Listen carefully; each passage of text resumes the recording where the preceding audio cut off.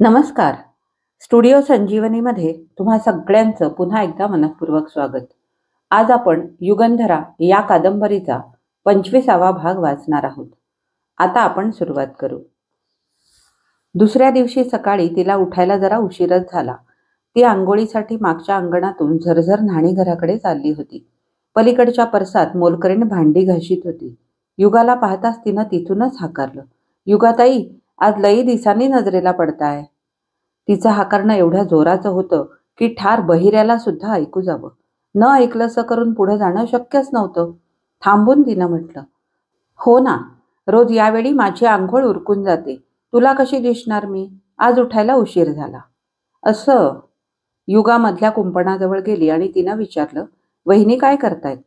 "अजून माडीवरनं खाली आल्या नाहीत. झोपलेल्याच आहेत. त्यांची तब्येत बरी नाही. डोहाळे लागले आहेत ना. दादासाहेब आंघोळीला गेलेत. माई नाशकाला गेल्यात." "माहीत आहे," म्हणत युगा मागं परतून न्हाणीघराकडे गेली. एक प्रश्न विचारला तर सगळ्या घराचा रिपोर्ट देत बसली असं पुटपुटत तिनं बंबाचा नळ सोडला. "रुचिरा अजून उठली नाही? प्रकृती बरी असेल ना?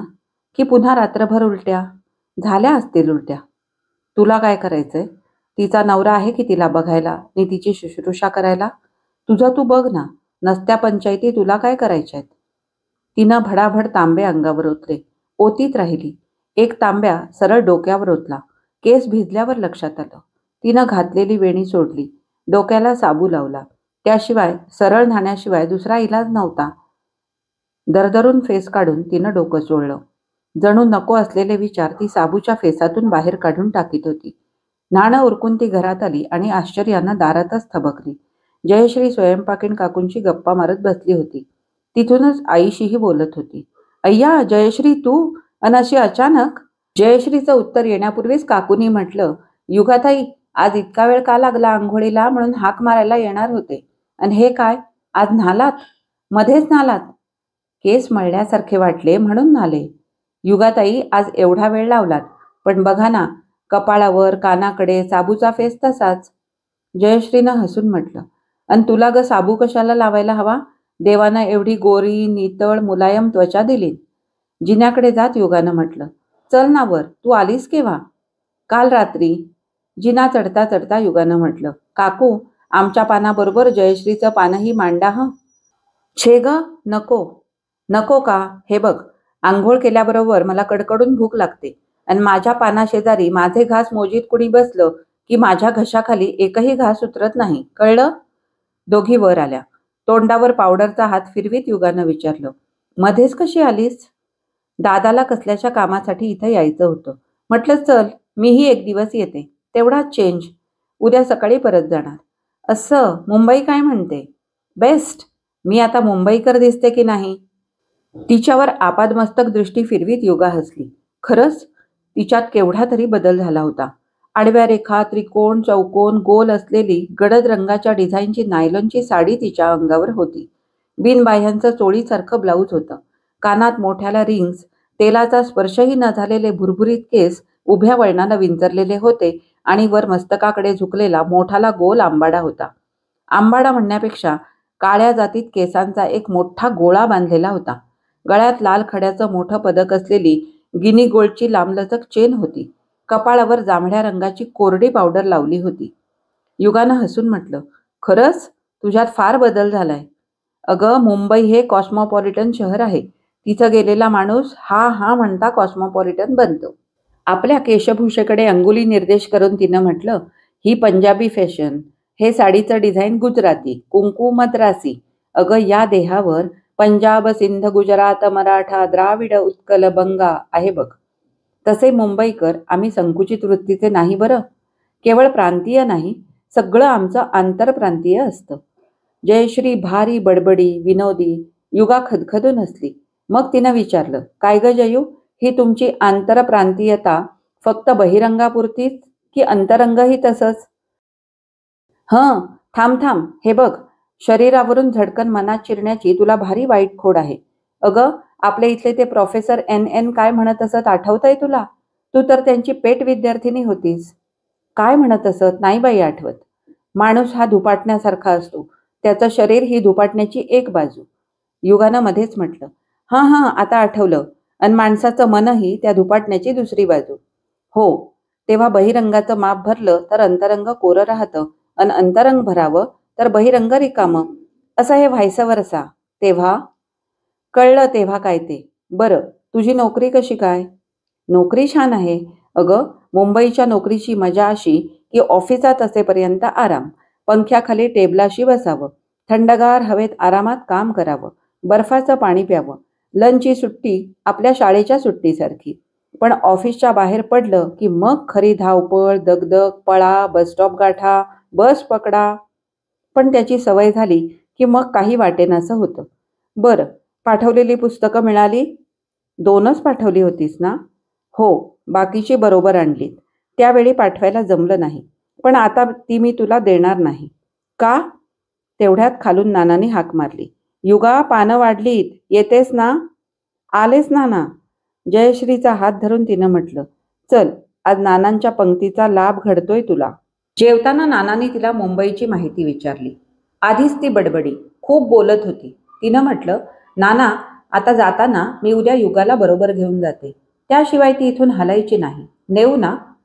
हो, अगदी जरूर ने. काही ना काही अडचणी येत तिचं जाणं लांबलं. पण आता आणखी कशाला उगीच लांबवायचं?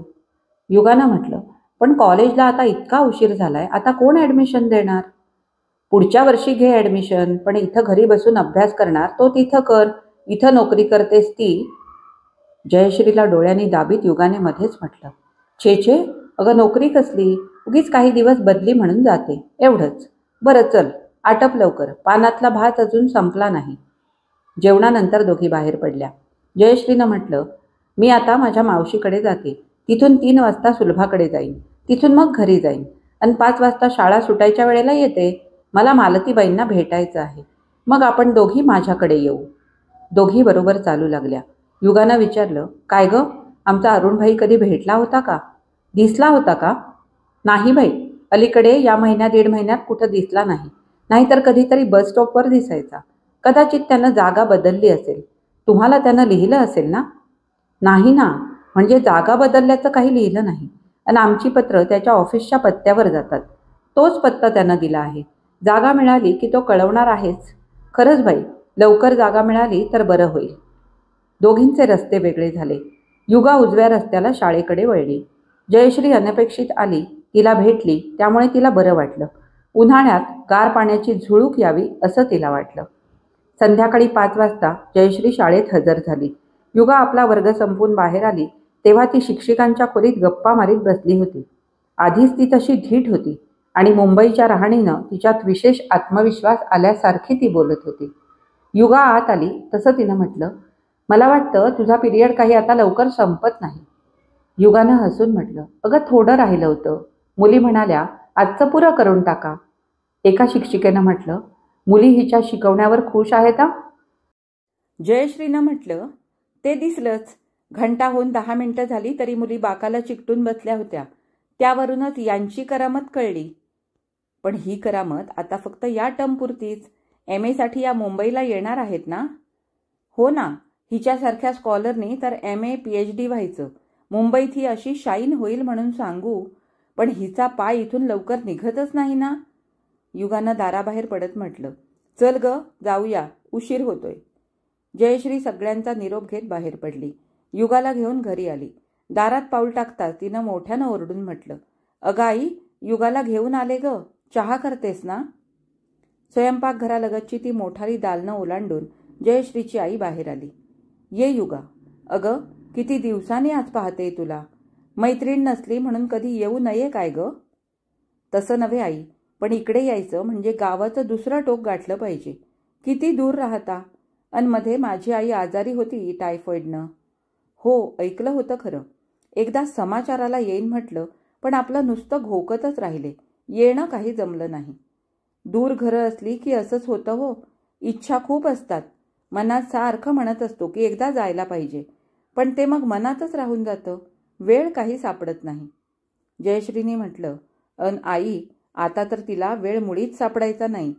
आता नोकरी करायला लागली ती. अगं बाई, खरं का? कुठं धरलीस नोकरी? छे हो, नोकरी कुठची. सरस्वती मंदिरातील एक शिक्षिका डिलिव्हरीसाठी रजेवर गेली. तिच्या बदली आपली तात्पुरते जाते. घरी बसून राहायचं उगीचच. मुंबईला जाणार आहेस ना? जाणार आहे ना. आई चांगली हिंडू फिरू लागली की जाणार. जयानं तुझ्यासाठी तिथं नोकरी बघून ठेवली म्हणते. युगानं हसून म्हटलं, आई, माझ्यापेक्षा माझ्या नोकरीची हिलाच काळजी जास्त. आणि उत्साह तर असा दांडगा. त्या दांडग्या उत्साहावर तू थंडगार पाण्याच्या बादल्या ओतल्यास ना. म्हणजे ग? तिचा हात धरून जयश्रीनं म्हटलं, चल माझ्या खोलीत, म्हणजे काय ते सांगते. इथं आईच्या देखत भांडण नको. ए आई, चहा करतेस ना? आणि खायला काय करतेस? काय करू सांग. खमंग थालीपीठ लाव ना, युगीला फार आवडतं. तिनं युगाचा हात धरून आपल्या खोलीत नेलं. खोलीत तिच्या कॉटवर कपड्यांचा पसारा पडला होता. इस्त्रीच्या साड्यांच्या उलगडलेल्या घड्या विखुरल्या होत्या. कॉटजवळ खाली गालीच्यावर सुटकेस सताड उघडी पडली होती. त्यातल्या अनेक वस्तू बाहेर डोकावत होत्या. जयश्री बोलण्यात होती अघळपघळ आणि वागण्यात होती थोडी गलथान, अगदीच अव्यवस्थित. तिच्या पोशाखाच्या टापटिपीवरून आणि सौंदर्य प्रसाधनं वापरण्यात दिसून येणारी तिची अतिदक्षता आणि तिचा चोखंदळपणा पाहून तिच्या खोलीतल्या सुव्यवस्थेची शहाण्या माणसानं कल्पना करू नये. कुणी खोलीत डोकावलं तर ही जयश्रीचीच खोली का? छे, शक्य नाही. चुकून भलत्याच खोलीत आपण आलो असं म्हणून तो मागं परतेल. युगानं साड्यांच्या झराझर नीट घड्या करून त्या एका बाजूला एकावर एक रचून ठेवल्या आणि कॉटवर बसत तिनं म्हटलं, जया, मला वाटलं होतं मुंबईला जाऊन तू बदलली असशील. पण नेव्हर. अगं, उद्या मी इंग्लंडला गेले तरी बदलणार नाही. अन हे अभिमानानं सांगत आहेस? हा पसारा? पसाऱ्याचं म्हणतेस होय? मला वाटलं आपल्या मैत्रीचं म्हणतेस. अगं, माझ्या गडबड्या धांदली स्वभावामुळं हा नसता अव्यवस्थितपणा उभा राहतो. एक साडी नेसायला काढावी वाटतं, आता ही नको ती नेसावी. असं होत होत 2-4 इस्त्रीच्या घड्या मोडतात. मुंबईला हीच तरा. वहिनी रोज ओरडते. आणि पसारा आवरून ठेवते. होय, आवरून ठेवते. अगं, तिला कुठं आवरायला वेळ आहे? माझ्या आधी ती नोकरीसाठी बाहेर पडते. संध्याकाळी मी घरी आले की अर्धा तास आवरणं हा आमचा रोजचा प्रोग्रॅम. कपड्यांच्या घड्यांखाली पुस्तकं होती. युगानं ती बाजूला काढीत म्हटलं, जया, ही माझीच ना पुस्तकं? हो, तुझीच. पण घेऊ नकोस. तुला इथं देणार नाही. म्हणजे का? जयश्री कॉटवर तिच्याजवळ बसली. तिच्या हातातलं पुस्तक घेऊन तिनं बाजूला ठेवलं. युगा, तुझ्या आईच्या आजारपणामुळं तुझं मुंबईला येणं लांबलं होतं ना? अर्थातच. ठीक, मग आता यायला काहीच हरकत नाही. तू आज सकाळीच आमच्याकडे आली होतीस. तू तिची स्थिती डोळ्यांनी बघितलीस ना? अजून ती घरातल्या घरात सुद्धा फारशी हिंडू शकत नाही. तूच सांग, अशा स्थितीत तिला सोडून कशी येऊ? घरात दुसरं कुणी नाही, तुला माहीत आहे. हो, पण आता आपण आपलं सगळं करू शकू, घरातलं बघू शकू, इतका आत्मविश्वास त्यांच्यात आला असला तर तू का गं त्यांचे पाय मागं ओढतेस? म्हणजे काय गं? तू सकाळी अंग धुवायला गेली होतीस तेव्हा तुझ्या आईजवळ मी बोलत बसले होते. अर्थात त्यांच्या आजारीपणासंबंधी बोलणं. मी त्यांना म्हटलं, आता तुम्ही तशा थोड्या हिंडत्या फिरत्या झालात. आता युगाला मुंबईला येऊ दे ना. तेव्हा त्यांनी म्हटलं, मी तिला कधी नको म्हटलंय.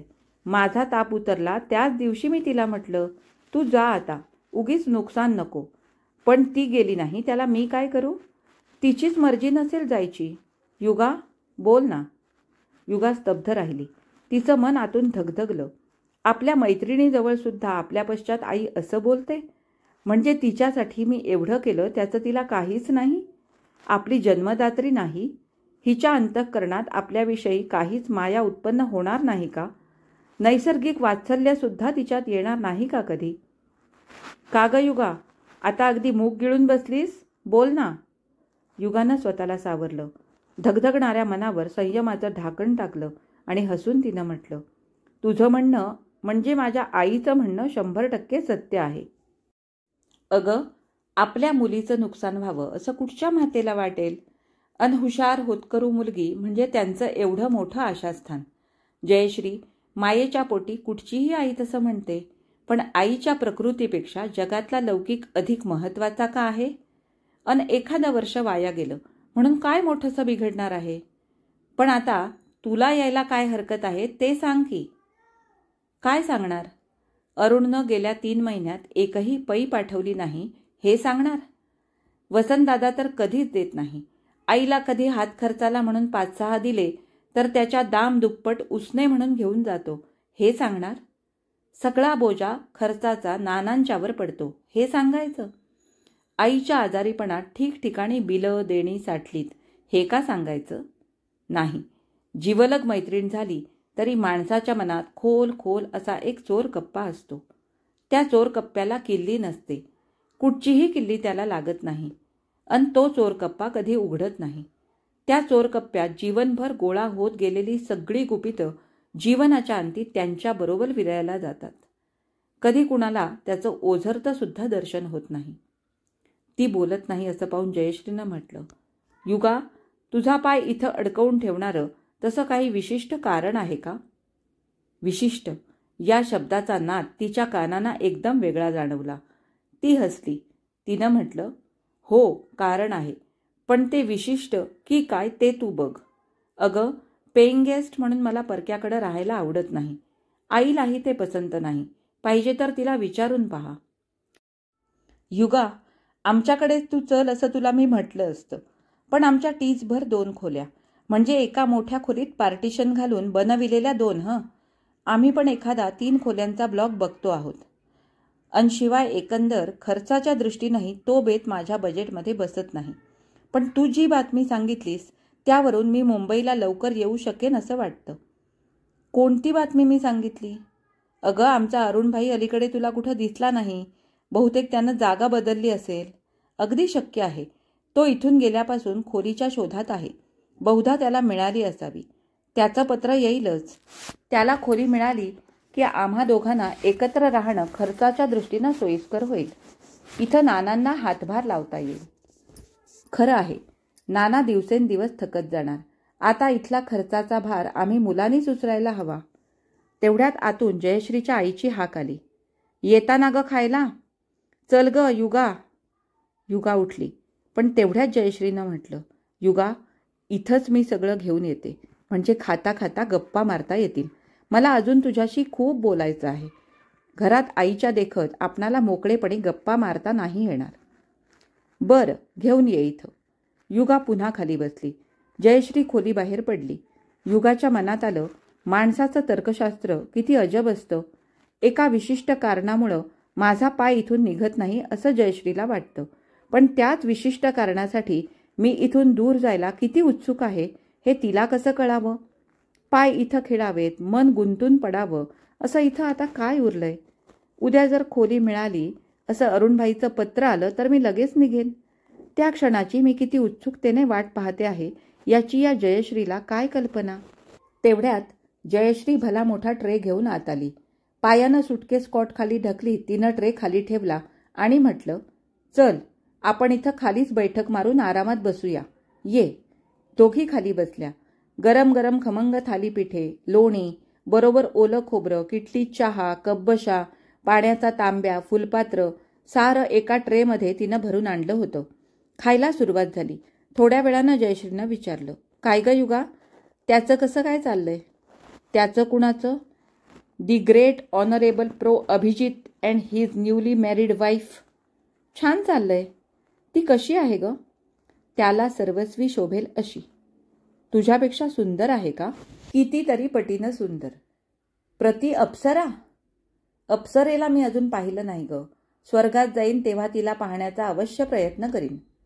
त्या दिवशी तू म्युच्युअल अंडरस्टँडिंग असं कायसं म्हणाली होतीस, पण मग मला मागाहून कळलं की त्यानं तुझा विश्वासघात केला.